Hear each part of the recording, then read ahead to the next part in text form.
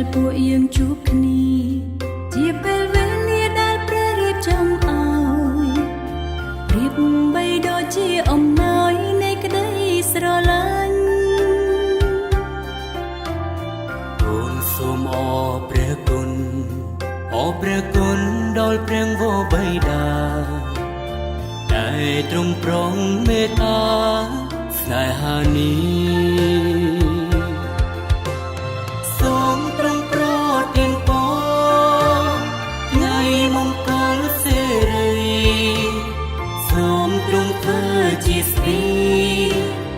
និងធ្វើជាស័ក្តិសិទ្ធិពលទីពីស្វាមីព្រះរាថ្មីទូលក្តីសុខសាន្តរហូតទៅ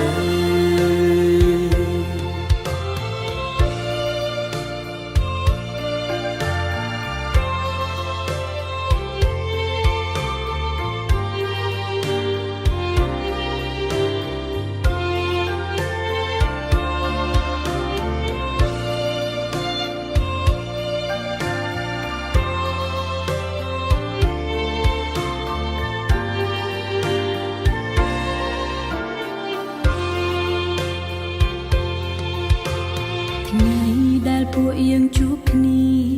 ជាពេលវេលាដែលព្រះរៀបចំឲ្យប្រៀបបីដូចជាអំណោយនៃក្តីស្រឡាញ់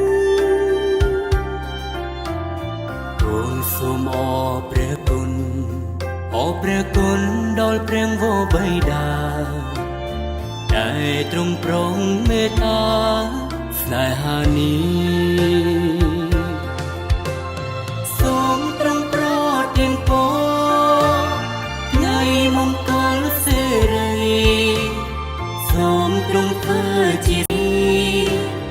និងធ្វើជាស័ក្តិសិទ្ធិ